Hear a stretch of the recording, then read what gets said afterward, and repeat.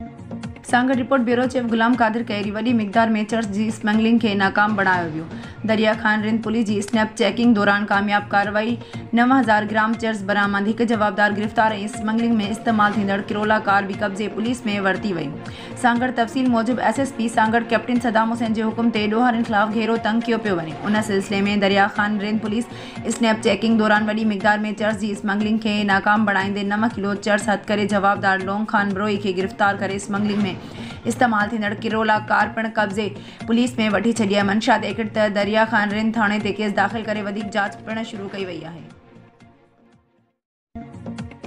डोकरी रिपोर्टर असलम खान बुगियो जश्न ईद मिलादुल नबी जे सिलसिले में हर साल थी हिन साल भी गोट बाबल खान झरवार में महफ़िल नात जो शानदार प्रोग्राम थी गुज़रियो, जंहिंमें सिंध जे मशहूर नात ख़्वान मोहम्मद सलमान खान ख़ासि कली हुसैनी शिरकत कई, जॾहिं त प्रोग्राम जो मेहमान मुंतज़मीन मुबारक अली गाॾेही, वसीम अली गाॾे, मोहम्मद इदरीस गाॾेही हो, जॾहिं त प्रोग्राम में मौलवी साईं मोहम्मद मलूक पंवर हुसैनी नात ख़्वान उबैदुल्ला कोड़े, हसनैन मेमण, हाफिज़ राज अहमद, जॾहिं त सिंध जो मशहूर शहर फैज़ अहमद जूने जो, काज़ी ख़ालिद हुसैन, इरशाद अली जूने जो, ग़ुलाम अब्बास जूने जो, टाउन कमेटी डोकरी जे काउंसलर मेहराब अली ख़ासि कली, साफ़ी असलम खान बुगियो, मोहतरम सैयद हामिद अली शाह, सैयद नूर मुस्तफ़ा शाह, हाजी नज़ीर अहमद बुगियो, सोशल वर्कर बाबर अली लांघा, अब्दुल जब्बार मेमण, अब्दुल बासित मेमण, काज़ी तस्लीम हुसैनी ऐं ॿियनि शिरकत कई, जॾहिं त सिंध जे मशहूर नात ख़्वान मोहम्मद सलमान ख़ासि कली हुसैनी जे फर्ज़ंद पिण नात पढ़ी, जंहिं बाद सिंध जे मशहूर नात ख़्वान मोहम्मद सलमान खान ख़ासि कली हुसैनी महफ़िल नात में जश्न ईद मिलादुल नबी जे शान में नात मौला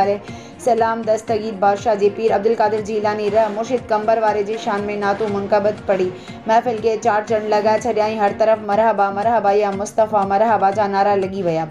आख़िर में मिलाद नबीअ जो लंगर खारायो वियो।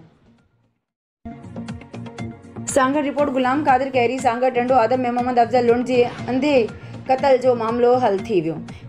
कातिल गिरफ्तार, ॾोह जो एतराफ़, ॾोह में इस्तेमाल थियल हथियार ऐं मोटरसाइकिल हथ कई वई। Sanghar SSP Sanghar captain Saddam Hussain SDPO office Tando Adam में प्रेस कॉन्फ्रेंस कंदे तफ़सील ॾींदे ॿुधायो त गुज़िरियल महीने 11 तारीख़ ते 3 नामालूम हथियार बंदनि 24 मरीज़नि जे बैंक मुलाज़िम मोहम्मद अफजल लुंड ते भेटाई चौक टंडो आदम में गोलियूं हणी बेदर्दी सां क़त्ल करे फ़रार थी विया। SDPO Tando Adam incharge CIA SHO city Tando Adam SHO B section IT ते टास्क फोर्स जोड़े वई टीम जांच जा समूरा रिवायती जदीद तरीक़ा इस्तेमाल करे असल कातिलनि खे गिरफ़्तार करण में कामयाब थी वई। गिरफ़्तार जवाबदारनि में आज़ाद खोसो रहंदड़ हाला ऐं असद खोसो रहंदड़ सईदाबाद, जेके पिण सॻा सोट आहिनि, जेके असल ख़ैरपुर नाथन शाह जा रहवासी आहिनि।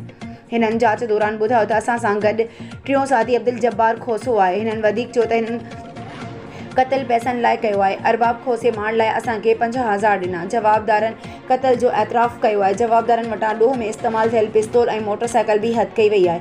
ॿिन्हिनि जवाबदारनि खे वधीक जांच लाइ 3 ॾींहंनि जी जिस्मानी रिमांड ते पुलिस हवाले कयो वियो आहे। ॿियनि जवाबदारनि जी गिरफ़्तारी लाइ टीमूं रवानियूं कयूं वयूं आहिनि। मोरो रिपोर्ट आरिफ अली यूसुफ ज़ई संजोरो एसएसपी सांगड़ सदाम हुसैन ख़ासि करे जी हिदायतनि ते संजोरो पुलिस जूं ॾोहारियुनि ख़िलाफ़ कार्रवायूं हलंदड़ आहिनि। उन सिलसिले में एसएचओ संजोरो अली अकबर खोखर पारां कार्रवाई करे हिकु एक्टिव ॾोहारी हसन जट खे गिरफ़्तार करे 2 फुर ऐं चोरी थियल मोटरसाइकिलूं हथ करे वरितियूं आहिनि। उन ॾस में संजोरो अली अकबर जो चवणु आहे त एसएसपी सांगड़ सदाम हुसैन ख़ासि करे जी हिदायतनि ते ॾोहारियुनि ऐं मंशियात फ़रोशनि ख़िलाफ़ कार्रवायूं तेज़ कयूं वयूं आहिनि। संजोरो पुलिस हर वक़्तु ॾोहारियुनि ऐं मंशियात फ़रोशनि ख़िलाफ़ कार्रवायूं करे रही आहे। कंहिं बि ॾोहारी ऐं मंशियात फ़रोश खे बख़्श न कयो वेंदो। मथनि केस दाख़िल कया वेंदा। एसएचओ अली अकबर खोखर मुताबिक़ पुलिस कार्रवाई कंदे हिकु एक्टिव क्रिमिनल ॾोहारी हसन जट खे गिरफ़्तार करे 2 चोरी ऐं फुर थियल मोटरसाइकिलनि हथ कयूं वयूं आहिनि। गिरफ़्तार ॾोहारियुनि मथां केस दाख़िल कयो वियो आहे। गिरफ़्तार ॾोहारी एक्टिव क्रिमिनल ॾोहारी आहे, जंहिं मथां ॿियनि थाणनि ते पिण चोरी फुर धाड़नि जा केस दाख़िल थियल आहिनि।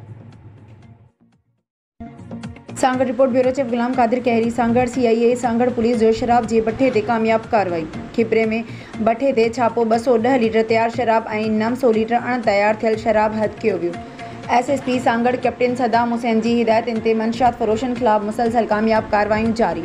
खिपरो में हिकु भट्ठे ते छापो ऐं हिकु जवाबदार अनवर सिंह खे गिरफ़्तार करे 210 लीटर तयार ऐं 900 लीटर अण तयार थियल शराब हथ कयो वियो। देसी शराब ठाहिण ऐं ज़ख़ीरो करण लाइ इस्तेमाल थींदड़ प्लास्टिक ऐं लोह जा ड्रम हथ कया विया।